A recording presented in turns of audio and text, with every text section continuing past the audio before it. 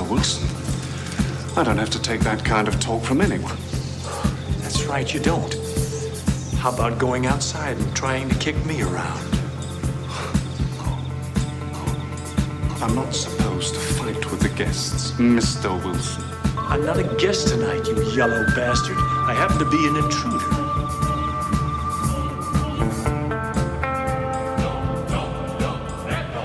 Hello and welcome to The Good, the Pod, and the Ugly, a film podcast where we pair movies to gather a better understanding of the filmographies of notable directors or actors, typically one artist or creator per season, often with guests. I am your co-host, Ken. I'm your co-host, Ryan. How'd that feel? It felt good. Oh, It was a little strange at first, but by the end of the sentence, I felt it confident. I felt it rolling off. Cool. Awesome. Well, I say this every week. I'm your other co-host, Thomas. You may know us from our other podcast, Be Done, Kirk, where we discuss the life and career of Kirk Cameron through the essential 73 films in his filmography, including such early classics as Andrea's Story, A Hitchhiking Tragedy, to Christian staples such as the Left Behind series, Saving Christmas, and the Citizen Kane of kids who dress like blind people and smell like stale oats, 2022's The Homeschool Awakening. We welcome fans of that podcast to ours. Wow. As an aside, I was homeschooled, so I know what I'm talking about. So don't get mad. I room with a homeschooler. But here, on The Good, the Pod, the Ugly, we do a deep dive on the creatives' paired films and their backgrounds, adding our own insights. We started this the first three seasons with Eastwood. Now, Ken, who are we talking about this season? Big Daddy Time himself, Christopher Nolan, Oscar winner, Sir Christopher Nolan. And we are doing a temporal pincer movement where we started with the first film and the last film, and then we pair those and then move to the center. This week we have 2002's Insomnia and 2017's Dunkirk that we are pairing. An amazing pairing, but it is a bit like maybe, I don't know, fruit and something gross. As a pairing. Well, wow. Stay for the similes. Do you think the pure poetry? Fruit and something gross. Excuse me, waiter. What's this fruit paired with something gross? It's a wonderful combination. Who would have thought to pair something gross with fruit? It's like every kid's commercial for food in the 90s. Food being in quotes. Oh my goodness. We're doing Insomnia in this first episode, his first big movie, stateside for Warner Brothers. Oh man, I was going to say Lunchables now with fruit, but you interrupted me. So instead, both of these films have the sound of paper louder than anything else. Both have a scene inside of an airplane. Both, Insomnia and Dunkirk, have people who precariously cross planks of wood over water. I guess in the 1997 version, Stellan Skarsgård, he commandeers a car to follow a bus. But that wasn't in the Nolan remake, so we can't use commandeering a vehicle. But in both, people are ferried on a boat, and one of those people is a murderer. And wow, I was expecting applause for some of these. I'm stretching. In both, there's an inadvertent murder, potentially, question mark, by somebody who's not in their right mind, maybe temporarily insane.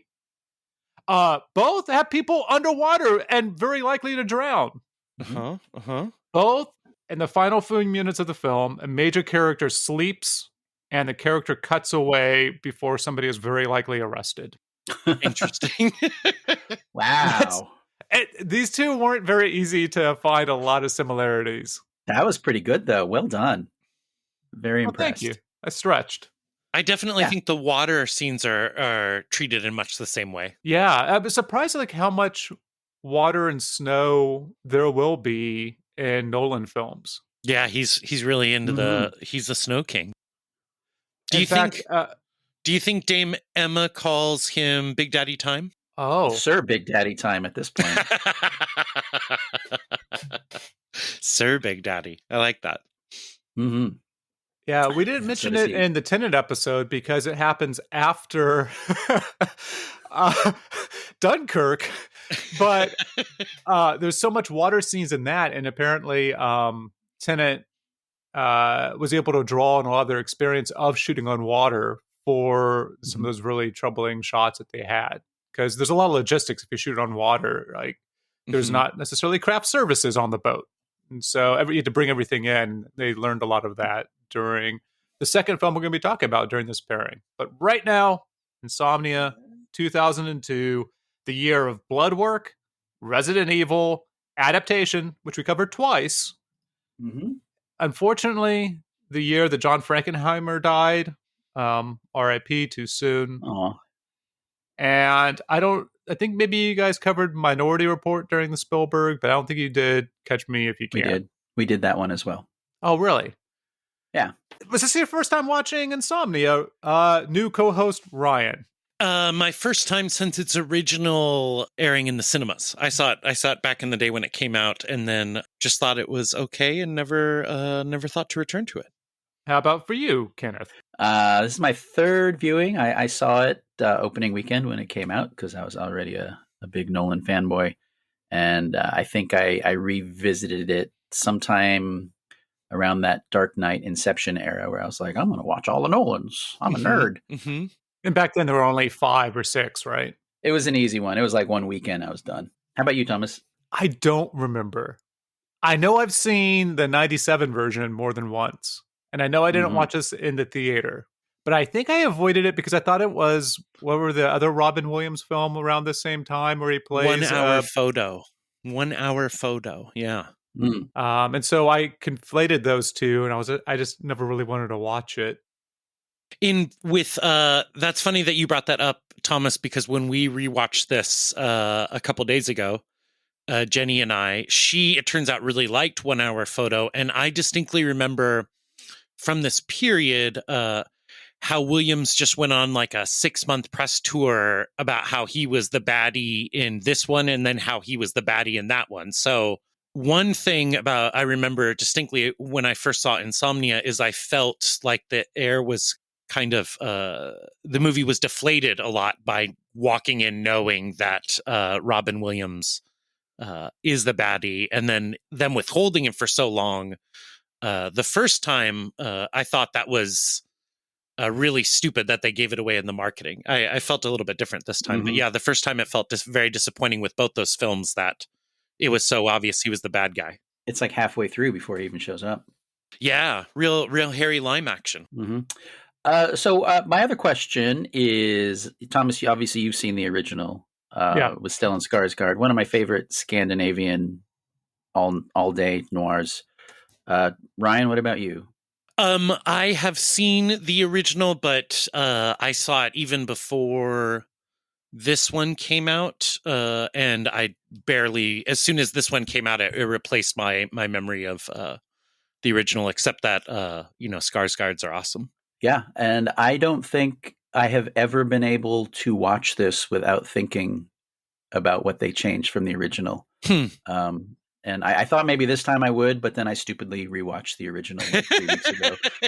So it was still looming quite large. I did it the better way. I watched this, and then I watched the original.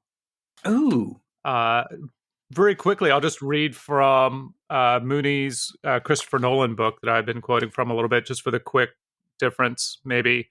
So Engstrom shoots a dog in order to retrieve a bullet to get himself off the hook by his partner shooting, sexually assaults a teenage girl, and attempts to force himself on the hotel receptionist. Wow.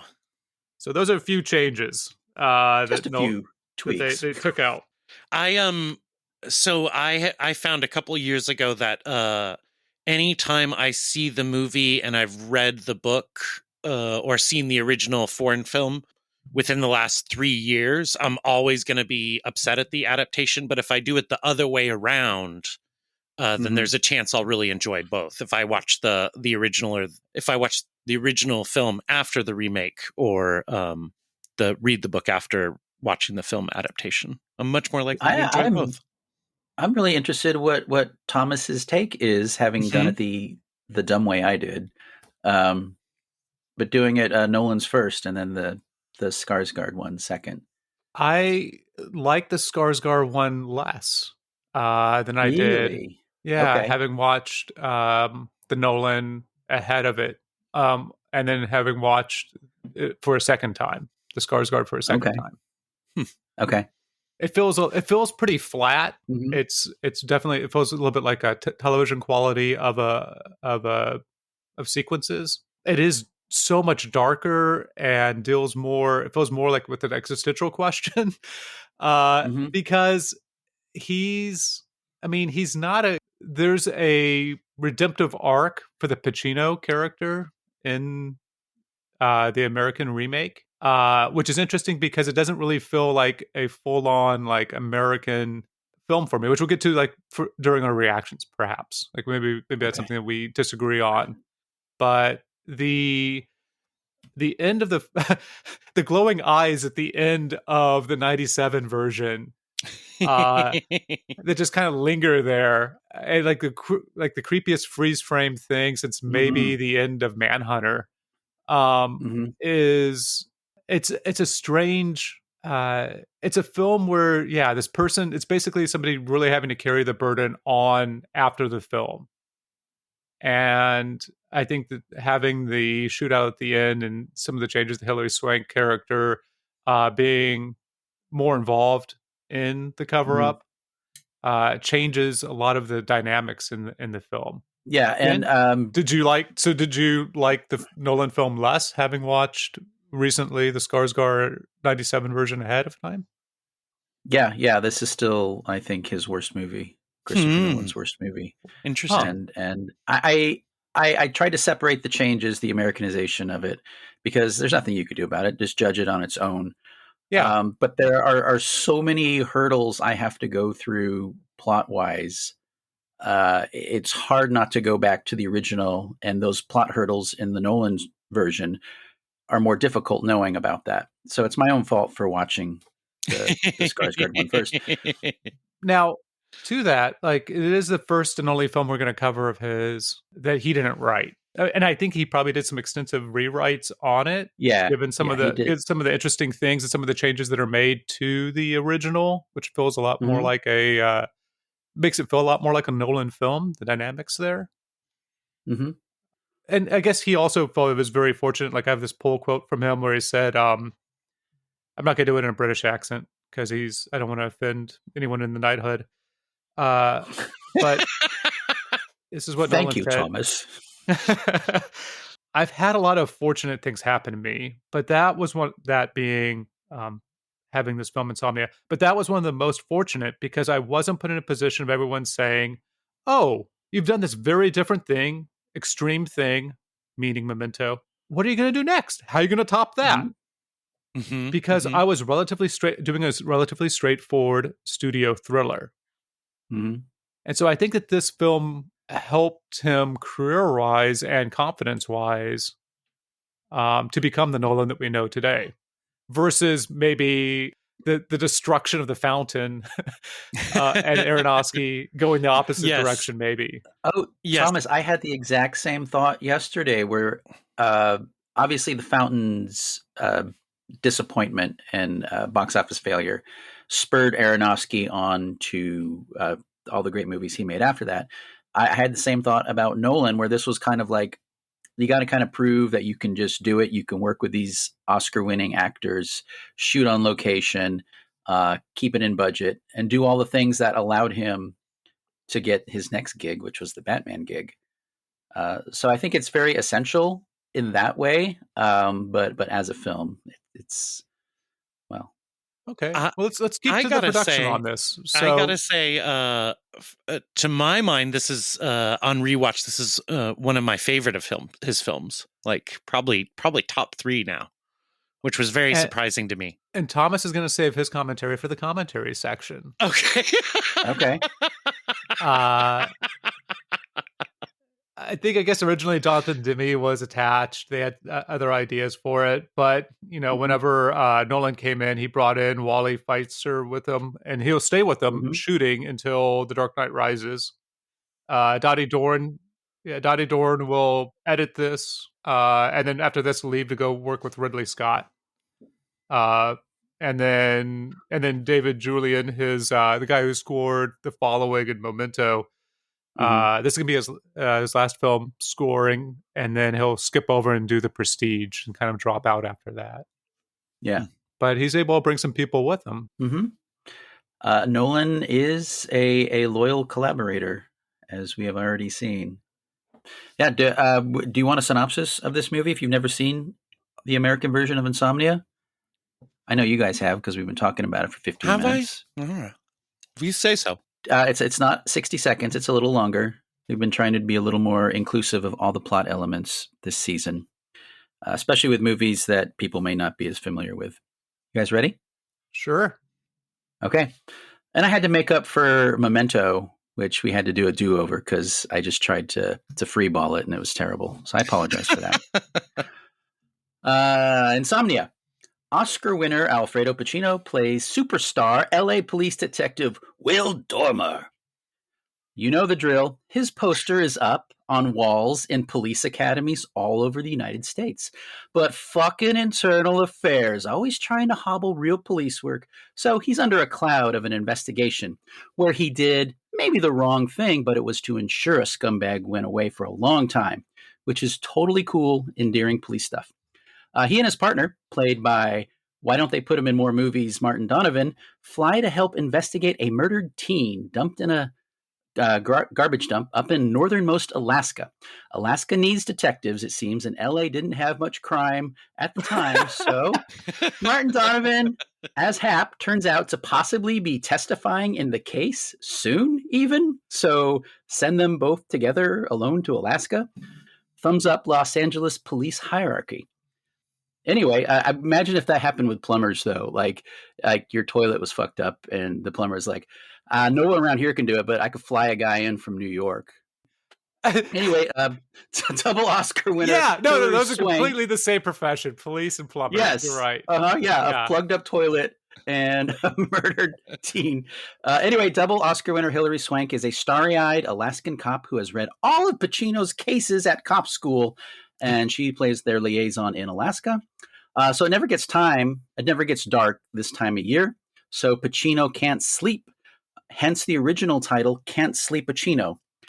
Nicky Cat and Maura Tierney fill out the good guy portion of the cast, which, by the way, is fucking great cast, up and down.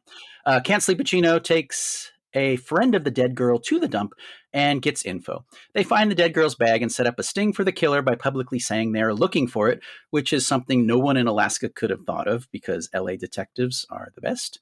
A chase ensues in the soupy fog and Can't Sleep Pacino kills Donovan accidentally and pockets a gun dropped by the killer in the foggy mayhem. The killer escapes. Can't Sleep Pacino changes evidence to try and point the teen killer as Donovan's killer. So when the actual killer rings him up and is like, hey, where do you keep your Oscars, buddy? I keep mine in the fruit basket because I'm so zany. That's right. Robin Williams shows up as the killer about halfway through the film. And he plays a local author who claims he met the teen because she was a huge fan of his detective novels. I mean, we all know Raymond Chandler's famous quote that he got into writing hard-boiled detective novels for the pussy. And then 10 years later, he was like, man, I just wish all these girls would stop coming on to me for my hard-boiled detective novels. I have an emergency pause. The kid just got home and I mean, you did a great job editing out all of your Tarantino and Joel Schumacher screeds the past few episodes, except for the one. So I'm sure you can work that around. Well, I had to leave one in for reference because we reference it later. Just wait till we do Tarantino. It'll be just like I will start up where there are feints and flirting between the detective and killer. That's where I'll start there. Not Raymond Chandler drowning in a sea of... I don't know. I mean, she could be like dark and gothy and twisted. I guess that's the thing I didn't really understand about either of... Well, I'll save that for the pod. Okay. So I don't want to talk too much about the Scandinavian version because it just gets confusing. But watching it the third time, by the end of the movie, I rethought some of the most disturbing scenes in the movie, like when he's like Total Body Kill is okay. For a second, I thought you were just drawing on some old nerd Nope. knowledge. Nope. I know you can't believe anything I say sometimes, but everything I just said, it looked like Insane Clown Posse to my eyes, but it probably was a reference to some Dungeons and Dragons character. Like Kraftwerk? Okay. Yeah. There are feints and flirting between the detective and killer. They need each other. Williams needs Sleep Pacino to frame the dead girl's already abusive boyfriend, while Can't Sleep Pacino needs Williams to skate the accidental killing of his partner. It's a cool setup that took an hour to settle on. Hilary Swank's detective fangirling leads her to extra investigate Donovan's shooting and narrowing in on Can't Sleep Pacino as the possible shooter. Can't Sleep Pacino chases Williams over logs in a bay in what may be the one iconic moment in the film. They later go on a ferry together and have one of Nolan's best one-shots, where it's just the two of them talking for like 5 minutes. Anyway, Swank goes to Williams's glacier-based second home, and Can't Sleep Pacino races to save her because she does not know Williams is not the Aladdin genie in this movie, but a stone-cold killer. Some smashing, knocking, and shooting ensues. Williams sinks into the icy water dead. Pacino is mortally wounded because it is 1958 and anyone doing a crime must pay for it in a movie. And as Swank holds him as he slips away into the void, he looks at the camera, winks, and says, "A sleeping pill probably would have been a better idea," and dies. The end. Roll strings. So yeah, by that synopsis, I'm sure that you were a fan of this movie, and this is in your top 12. I can't. I love Can't Sleep Pacino. That's just going to be funny forever. Yeah. I mean, there's a scene. I mean, I think when William shows up, it's almost like a completely different movie. It wakes up, and the rest of the movie is the pull between them, and as they kind of circle each other, one trying to one up each other, even though they need each other. And I think Williams is great. And then that one scene on the ferry where they're like talking. And every cutaway that goes in that scene as well, they're both in frame. I almost felt like it corrected Mann's coverage for the Pacino De Niro scene in Heat. Where there's never any doubt that Pacino and Williams are in the same frame together. Yeah. No one's ever going to have a conspiracy about it because he keeps them both in there. Yeah. Definitely the best scene of the movie when they're on the ferry. Yeah, listening to the commentary, it sounded like that was, I think, take number 3. And it's it's just what they hadn't had a chance to really rehearse together. This is a movie that, unlike all of his other movies up till that time, Sir Chris Nolan had extensive rehearsals. And this is a film that he was not able to do that on because of Pacino's shooting schedule and some of the other constraints of the film, of shooting in Canada and parts of Alaska. Pacino, I thought we had covered a lot more of his films on the podcast, but I guess it's just Scarecrow, Dick Tracy, Heat, and The Insider. Oh, we did Sea of Love. You weren't on that episode with Eric, also playing a cop. And there, the first hour of this movie, there are some absurd things that happen. Like, I'm not going to bring up the Scandinavian version, but when he's driving the girl to the dump, she puts the moves on him because he's from the big city. This is Al Pacino in his mid-50s. He's no longer sexy Pacino. I don't know. He just had a baby last year. He had a baby last year with his 29-year-old girlfriend. Yeah, but nobody wants to see that. I agree with you about that, Ken. I think they could have left that out. I do like that they not remembering the original version. I liked that he wasn't shittier going in. I like that his potential shittiness was revealed slowly over the film. So if he would have put the moves on her, that would have kind of soiled that. But I just would have left that part out entirely, personally. Yeah, we are never led to believe he's anything other than a good cop fighting the good fight who may have run into a few things because of the rules and the man and IA. And at every single turn, he's like the good cop. We are never led to believe he is put in a situation where he has agency in the bad things he's doing. I guess it's a little bit like Touch of Evil. If Wells was just seen as a good cop throughout. It's I think it's a lot like, and I think the reason why you bump on the first hour, Ken, is because I think it's very deliberately trying to recreate The Third Man with the build up the reveal to Orson Welles and the Robin Williams, and that movie, it's not the perception of the protagonist that changes, but it's your perception of Welles, of the equivalent of the Williams character. But I think the same thing sort of happens with Pacino's character, where you assume going in that he's really good. He's Al Pacino. We know he's a good cop because he's Al Pacino and he was Serpico. And he's got a cool leather jacket. He's got a cool leather jacket like Serpico did. And like he did, it feels like he's playing Vincent from Heat. I feel like that's almost deliberate on Nolan's part, or at least Nolan's taking advantage of the fact that Pacino has lost range. And so, and of course, he's a great cop in Heat. And you can imagine this being like where Vincent's obsession could lead him potentially, you know? He does carry that with him. I had the same thought about his character in Heat. Yeah. Yeah, I can see... I've been watching a lot of old noir movies, and old noir movies do have very strange setups normally to get to the atmosphere and stuff. So I think that's why the first hour didn't really bug me, but I thought it was kind of a normal movie, and so it kind of lulled me. And then when things start to get much more interesting, that really snapped me to attention. And so it really worked on me, where I was kind of just pleasantly enjoying this traditional, typical cop movie. And then when it started to get non-traditional, that really, I bought it in whole hog. Yeah, I just think the setup is too generic. It lasts too long. And then when you get to the stuff like him in Williams's apartment, and then Williams calls him up and he answers, that stuff's all really cool. I also don't understand why he doesn't ask him to take the dogs out. He just has to feed them. They're going to be pooping and shitting all over the place, man. It's true. William's not a good dog owner. Yeah. But there is so much great plot stuff, the back and forth between them once it's introduced.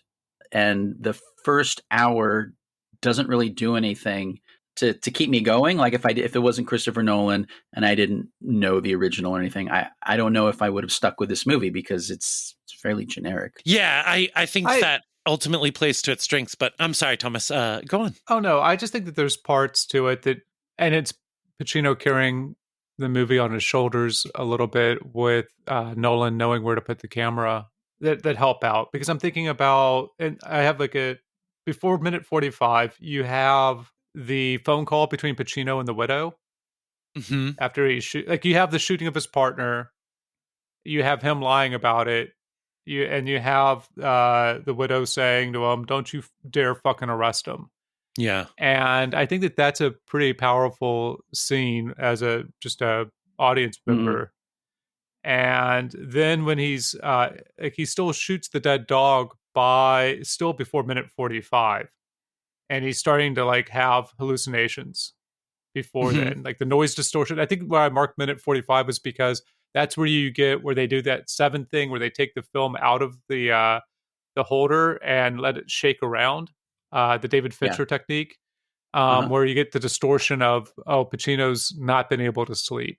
And I think it's right before the first phone call that they get, where he says he's seen him shoot his partner. So it does take a while to get there. I was not into this movie in the first 10 minutes, especially the helicopter scene felt like it was, I don't know. I was very concerned about this film in the first few scenes until his partner probably gets shot. I don't think that it didn't feel like it was a masterful film, unlike the opening of Seven or other things of this time and of this genre, where I'm like, I'm locked in from the first few minutes. And you have these dudes who just flew up from LA, and then you have them on this little 2-engine plane in northernmost Alaska. And Martin Donovan still has a newspaper from Los Angeles that Al Pacino looks at to establish some backstory for them. He just got around to reading this newspaper after being on a plane for 13 hours. The dumbest thing is that newspaper gets lost, and then Hilary Swank's character finds it, right? It's like, now I know what's going on. Because this is 2002. There was just limited internet, phones. Your biggest fan didn't know that you. There's some sweaty stuff going on in here. I admit. See, That is and this is not at all to be argumentative, but that's interesting to me because that is exactly the kind of detail that is totally typical for 40s or 50s noir.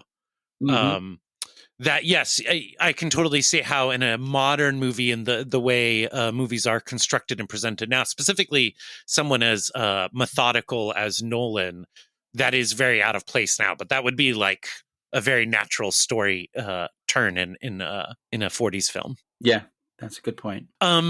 If I might, I think one of the interesting things that you guys are saying is talking about how normal or just kind of pat the first 5 minutes or up to the first hour is. And I pretty much agree with you. And to me, it's very possible that is related to its development. This was produced by Section 8 Productions, Steven Soderbergh and George Clooney's short-lived production company. Are you all familiar? Yeah, of course.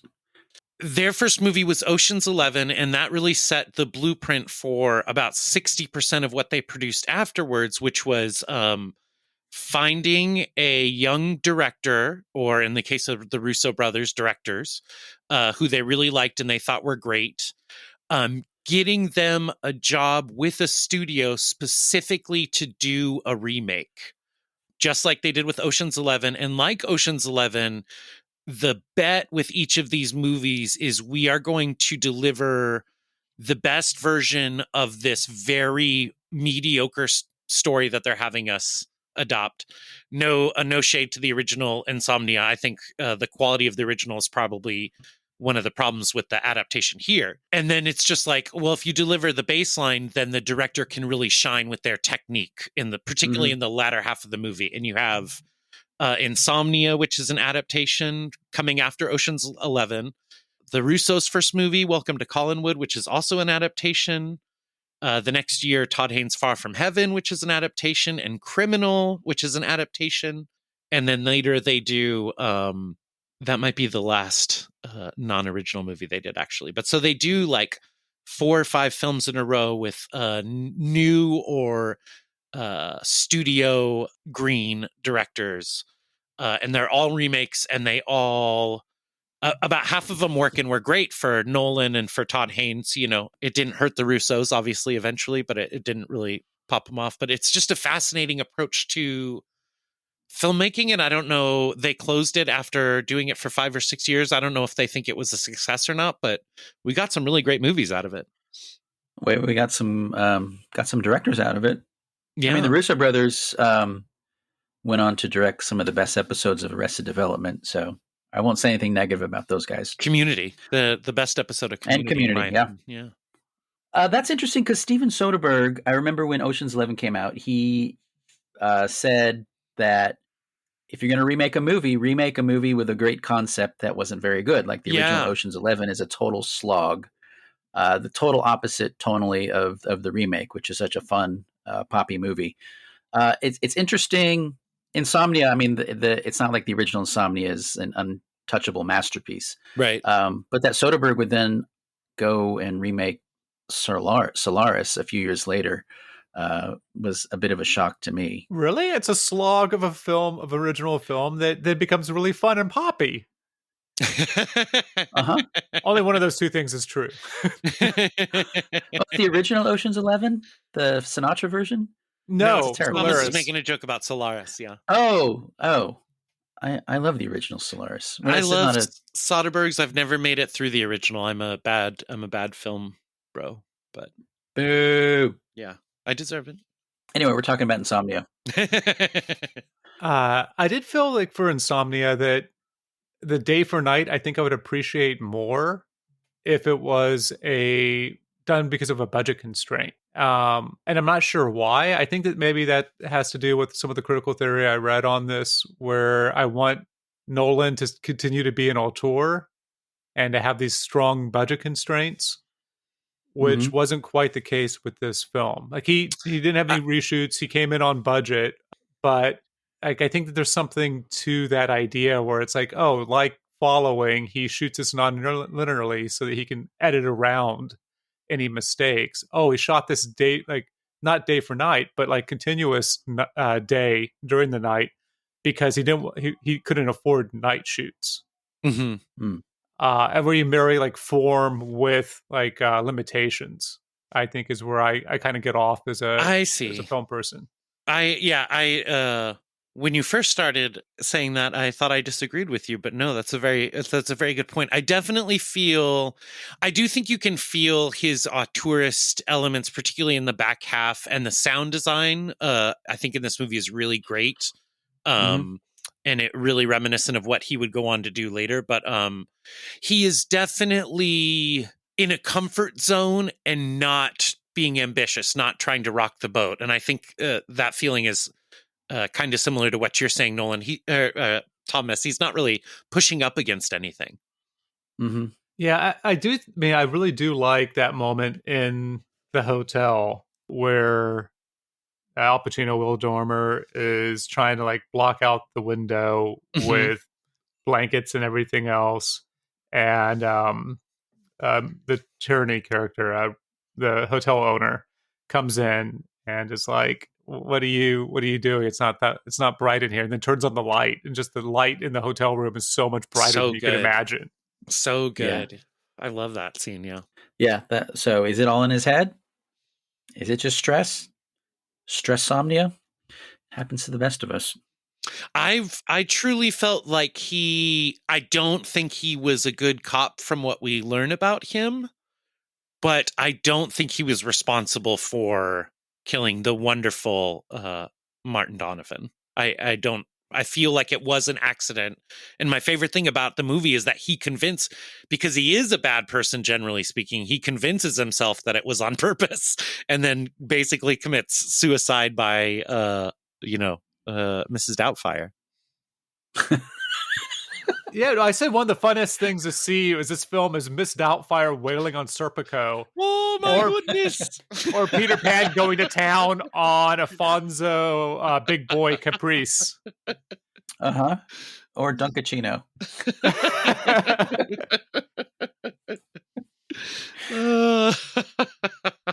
Williams is quite good here, and I think going back to the second hour being the best, it's Pacino having someone to play against, because he doesn't really play against Swank.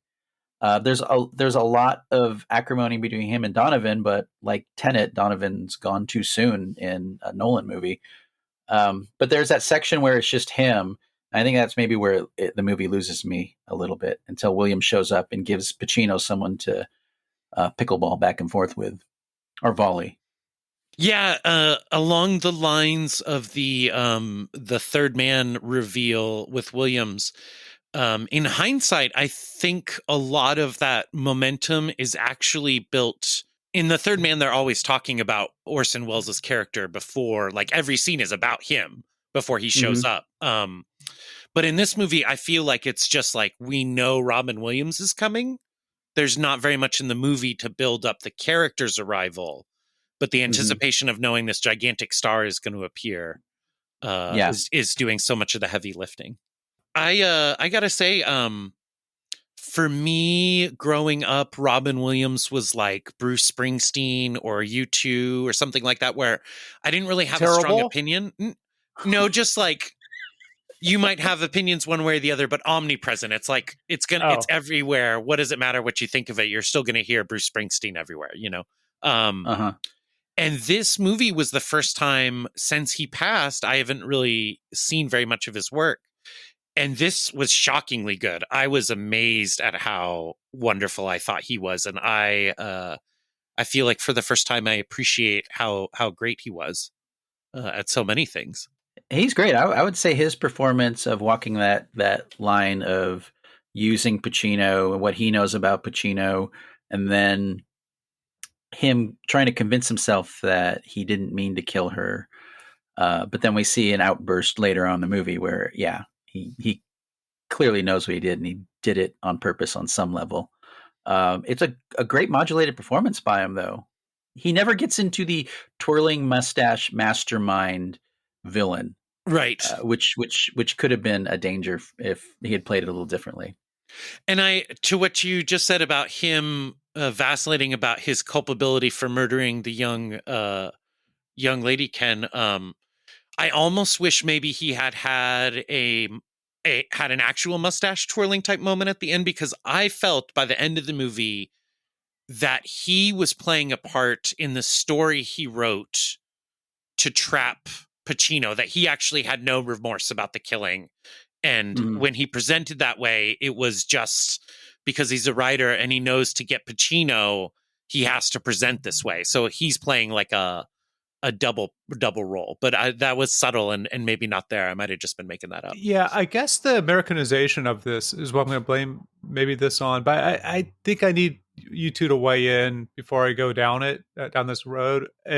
Why he invited Hilary Swank back to the cabin, if he really was going to try and fake those letters, or if he was going to try and kill her. Is that second option? No, I think. Or what do you think that? Yeah, what does she have to go out there for? He could just go there and bring them back. I mean, it's just a way to get them all three together, and Pacino to have somebody to save to, have that redemption. Okay, so you think it's just plot? You don't think that it was like he was planning on killing her or doing anything else with her?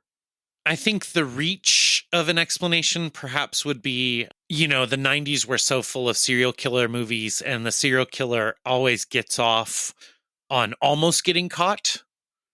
And I thought that's maybe what he was doing. But I think it doesn't make a lot of sense to have that dress there, except for to maybe get off on almost getting caught. Yeah, what Ken said, I think, is the more realistic explanation. it helped the plot. Yeah. Okay. Because the interesting thing about, and I don't, off mic, Ken asked me not to go too deep into the Norwegian film, but because it confused things. But in that film, there's two accidents that happen. One, it does seem like the murder of the teenage girl happens because like her head goes into a spike accidentally when getting hit. So it doesn't seem as premeditated as the Robin Williams character. And then that character's death is through falling through some rotted planks on a pier. And he falls and he hits his head and he goes in the water, and Skarsgård does not make a move to save him. And so when you change that, which is an interesting thing so there's two accidents that happen that kind of like resolve themselves in a way, and both of them resolve in somebody's death, but also they're kind of out of Skarsgård's hands. It's just a matter of whether or not he's going to get blamed for the murder of his partner and some other things that happened in his past. In this American version, and I think this is that Nolan portion maybe that helped change some of, like, help because he did a little bit of a rewrite on it. You have two people instead with competing for like reality, or there's like it's the Prestige or the Dark Knight. You have these two different people in competition with each other who kind of know the other person's play, and one of them is an agent seemingly of, especially in the Dark Knight, of like chaos, right? And a different worldview but they also don't see themselves as that different from each other, or at least that's the chaotic person's play, is to say like, oh no, we're very much alike. Right. You just haven't admitted it to yourself yet. I definitely thought a lot about this relationship being like the Dark Knight relationship. I was listening to the Oppenheimer episode I was editing this week, and Ryan, you were talking about Nolan's woman problem. Not that he has problem with women in like his real life. He's married to a dame, total dish, and an amazing producer.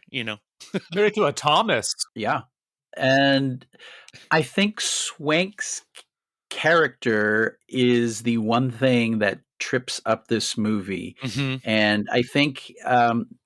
Not to harp too much on the original, but in the original, it was like a colleague, and then it slowly becomes sort of adversarial. And Swank's character is like a total fangirl. It's like, oh my God, I've read all your cases. I have your poster up in my room. And then she slowly realizes, that he may have done something and may not be all he's supposed to be. And that's why he says, don't lose your way. That if at the beginning, if there had been like a detective, like in the original, it's a woman. Imagine like a Meryl Streep as an equal in Alaska, who's like, why are they sending up these guys from LA?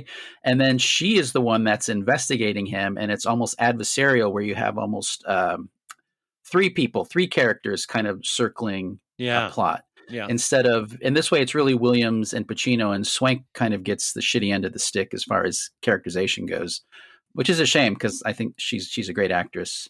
Yeah, but that might be my total problem with it. Is just Swank's character. I just don't buy it. Yeah, I agree that her part is severely underwritten, and she's really it's a bummer because after her couple Oscar wins, I feel like she has either picked bad roles or is really improperly used. Like, I don't think people understand what she's good at. And this is a classic example because she does have that naive, like, worshiping mode that she can do. But her real strength is like playing the turn to like realizing what's going on and having that knowledge. And that basically happens off screen in this film. Like, she puts the pieces together kind of in the car, and like in subtle these fleeting moments, she's not given it a chance to really assemble the picture for herself. Yeah, you don't have any of her side of the investigation. I'm going to bring up the original again. I promised last time. But there's a great scene in the original where they are both going to go to the apartment of the author. And Stellan Skarsgård thinks he's going to get there first, but he doesn't. And he's standing behind the female cop investigating the shooting and the murder. And then he can see into the window of the author, like getting ready to go. And he's like frozen because the author can't get caught yet. He's like, it's his best interest that the author gets away. And then he eventually does watch him get away before the female cop gets in. And there's so much suspense and tension because you don't know what's going to happen. And you're not sure if Skarsgård is a good cop, a bad cop, a dirty cop, or any of that. And by the end of the movie, I'm still not sure. But Pacino you always think, well, he's a good cop who had some bad shakes. Yeah. Well, I too, not to interrupt you, Thomas, but I just watched True Detective Night Country, and I feel like both of these properties, which are about the endless night or endless day in Alaska, would be better if you just plopped Jodie Foster down in this one as the Hilary Swank character, and then you have like an ideal version of each. Yeah, or her in the Pacino version, the Pacino character. Oh, even better, Thomas. Yeah, all good ideas. Yeah, she's great in Night Country. I guess the thing that I'd want to challenge your resistance to the film a little bit, Ken, with is two things I just read this morning, reading some critical things. There's what one critic has called the undesirability of truth as a theme in early Nolan films, especially The Dark Knight, where I think maybe we'll just play that against Leonard and Memento. Leonard and Memento is your hero and your villain because he can't deal with the truth and he's falsifying reality. And it feels like Pacino's the same thing. What Pacino, in my reading or my viewing of the film this time, if I hadn't watched it before, Pacino is an interesting character. Pacino's in this American version is interesting because he feels like the sins of his past have caught up with him. And that's why he doesn't sign the thing, which you could very easily do with Swank, the testimony. Instead, tells the character to keep digging, or it's your name on it. You want to make sure that it's right, because I think that he sees like he's been corrupt in the past, and I think that it's really amazing for this film, which doesn't feel like a cheat. But I think under anybody else's hands, maybe then Nolan would feel like a cheat. Is that the opening inset shots that you see? That are all these close-ups of what presumably is just having watched these films, like Seven, the killer doing something with the body is instead Pacino setting up the pedophile before we even know that there's a Pacino, or even before we know that there's a setup. And that's amazing, right? Like that's like Nolan timey-wimey stuff, which is an amazing way of you start a film with no idea what this is going to be. You might even forget that it's going to be there or is even there in the beginning. But whenever you see the film and you see that opening portion with it, yeah, this whole movie is Pacino trying to sabotage himself at some level. Yeah, that's why I find his turn so compelling over the course of the film, is because what's really going on is I think at the beginning of the film, he thinks he's a good person. And at the end of the film, he thinks he's a bad person.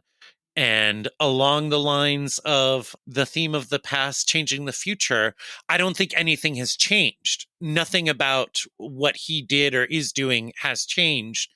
The only thing that's changed is he's now considering his past actions to have been poor, to the extent where he basically commits suicide at the end, and it considers going to jail for the rest of his life.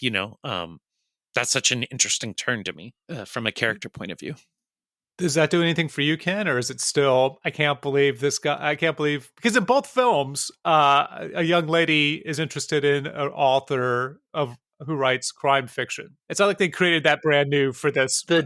I know, but the difference is that in the Scandinavian version, he's a thriller writer. And I would say that thrillers as a broad genre are a lot more commercial than a detective series, which were Robin Williams' character, but that's getting into the weeds.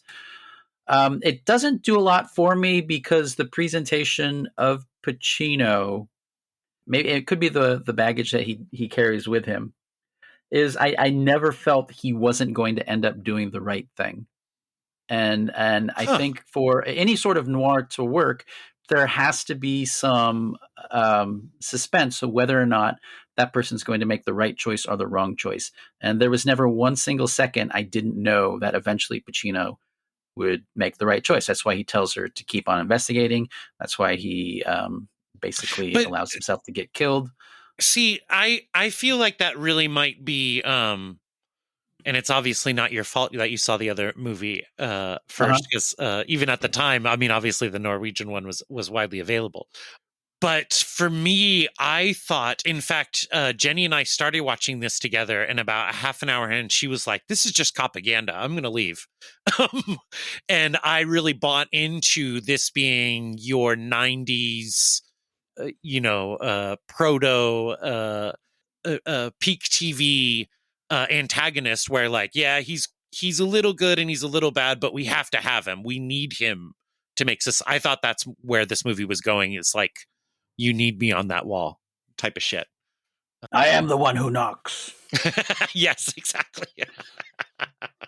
I guess the other fun thing about this film, which is in the Norwegian version as well, even though we're not talking about that because we agreed to prior to the podcast not talk too much about it, or Scandinavian version, is it's like a double crime movie in the sense of like, I guess the thing that shocked me coming back to this, having been a long time since watching the film, is like there's no question of who did it within like the first, at about 45 minutes to an hour. It's just like, oh, that's the person who's there. Now what the fuck is the rest of this film? Like, you have another, the film's not even halfway over. What is this film whenever you know who's already done it? Yeah, I love it. It's a little bit like that. It's not as powerful as in Seven when Spacey's character walks in, John Doe walks in and like gives himself over. Where you're like, wait, where's the rest of this film? How do you do a crime film, a mystery film, a thriller, whenever the person tells you that they're guilty? And I think I think that the second half of this film is where things take off, and it's a lot of fun. Mm-hmm. But it takes a while to get there. Oh, that's what I've been saying for the last hour. Well, it took me a while to get there. I'm going to cut the rest of this episode out and just go with that, Thomas. It is, but it is, when it comes to like formal considerations, it's a daring ploy to be like, I'm going to make the first act of my film boring so that the second act really catches you. I don't even think it's, but I agree. I disagree that it's boring. I just don't think that it's whenever we rank these films, I think this is compared to other films along this time, right? All the subsequent Silence of the Lambs style Seven style films that came out after those two films that were just kind of derivative.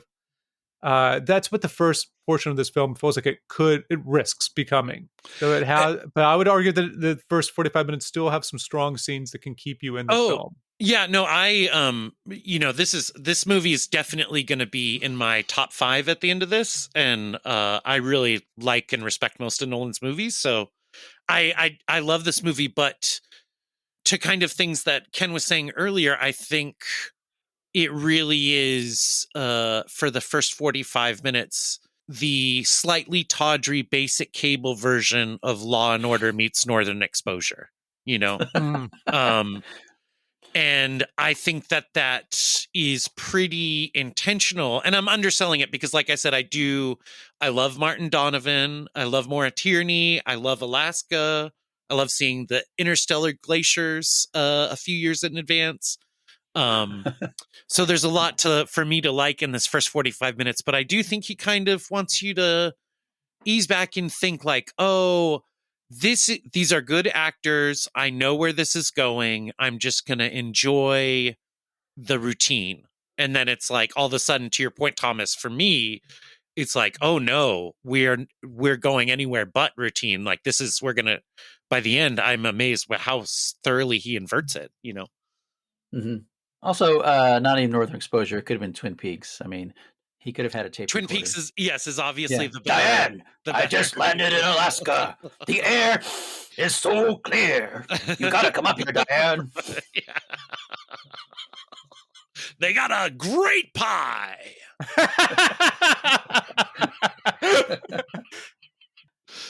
The log scene is really good, though, right, Ken?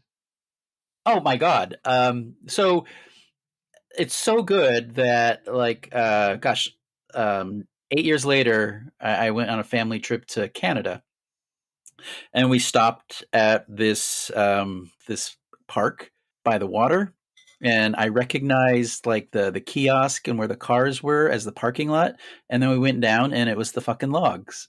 Wow, it was right there, and it was probably the most memorable thing about the entire movie. The log chase is fucking great. I mean, there is a sense of terror being trapped underwater that he would use to good effect in the next movie we're going to talk about. But the feeling of the weight of the logs that he achieves with sound and then the underwater shots. Yes. It's terrifying that, it's a brilliant piece of physical filmmaking, and I love it. I think there is a little bit, because does William, refresh my memory, does the Williams character run across those and get it all the way across? Yeah. Mm-hmm. Yeah, he's a logger. A logger at heart. Yeah, because that's why I think it's a little bit like the dumb thing in Darkman, where the baddie, it's not Durant's the other guy who's a baddie, he like worked on high steel growing up. His dad, even though he was a tycoon, made him like work on, and so he can fight Darkman on the beams at high elevation. Mm-hmm.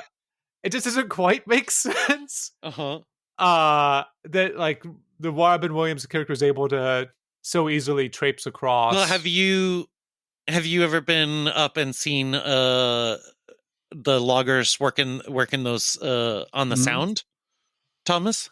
No. Oh, they run across them faster than that. It's very incredible. But I'm saying, I guess, okay, but I just don't see the Robin Williams writer character as a logger on the sound. So maybe they sort of should have established this, but like Jenny grew up in Longview.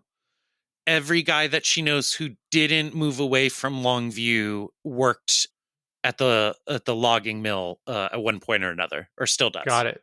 And they're all every man open for Green Day over 40 in the town is missing part of a finger. It is wild. Yeah. Yes, okay. The Longview song is about her hometown. That's correct. So there's also, I mean, one of his detective novels was called Logjam, and Williams' character had to do research. So, do you think that's no? Do you think that's the basis for log jamming in The Big Lebowski? Probably. So, Thomas, do you know if the log scene was added after location scouting or not? I'm wondering what the original chase was. I don't have that there was a 7-minute, if I remember right, on the DVD discussion with the cinematographer about how they don't do second unit stuff and all the scouting that they did. But I don't know if that scene was created from being on site or if it was in the original script. Okay, because I mean, we do have a future history of Nolan adding stuff based on location scouting. Is there not an equivalent chase in the original film? He gets hit by a car and then commandeers the car while somebody driving him to follow a bus, and like the slowest chase scene you've ever seen. Like, follow that bus. It's like, oh, that bus right there. Are you sure you don't want to walk after it? Okay, I will drive you, Mr. Policeman. Oh man, I don't speak Swedish. You know it stops every 2 blocks, don't you, dude? Incredible. Oh, I look forward to this picture. I would also say I like just not to undersell the ending, but the ending is quite nice, right? Where you're not sure if Pacino is dead or not. You do know that Swink has his future in her hands, and it just goes to black. I was really concerned that it was going to go from that black to something like him on trial or something in the future. And no, it just leaves. It lets you sit with the decisions and the events of the film. Yeah. Yeah. Great job. I'd say top 10 job. I'm going to go top 12. Totally top 12. That was part 1 of our 2-part pairing of Insomnia and Dunkirk. Yeah. Join us next week where we talk the other half of this, which is Dunkirk. Woo. We'll like to think. Oh, you know what? You know what? Ryan, you're now part of this. Why don't you thank Weird AI for our theme song? I want to thank myself, Weird AI, for the theme song. And of course, I did a good job. I did a good job. Oh, you did a good job. Yeah. Yeah. You did a good job thanking yourself, and you did a good job with the theme song. Yeah, double good. Yeah. And if you like us, like we like Ryan's theme song, you can follow us on the social medias, including Nodos, Ballistics, Logger, Octogenarian Babies, and wherever else you are being social. If you are on hard-boiled detective TikTok for teen girls, we might pop up on there too. I won't. No, I will report you if I. Oh, you guys, I have to go. There is a totally hot woman in lingerie at my front door wanting to borrow my Raymond Chandler omnibus. So we got to cut this short. It happens all the time. I'm sure. All right. So I'm going to go answer the door, and I will see you all next week. Wink for Dunkirk. No, you can't go to sleep, Ryan. Are you sure? So tired. I just loved. I'm thinking of him as introducing himself as Can't Sleep Pacino. They got a great pie. Christopher. Can't Sleep Pacino. Looking forward to Insomnia. That's not a really good Pacino. That was great. You kidding? Bye. What a picture. I'm going to go, are we done? You know what that makes us together? Together that makes us flash gorgeous. Flash gorgeous. I'm not talking at you, I'm talking to you. Flash gorgeous. I don't want to hear about you, I want to hear from you. It's 10-4. 10-4, buddies. Destroy, kill all hippies. I don't hate it, I just don't know why you strayed from the formula. You bastards! You don't know it, Bob. I'm an artist. And I must reflect that in my rhyme.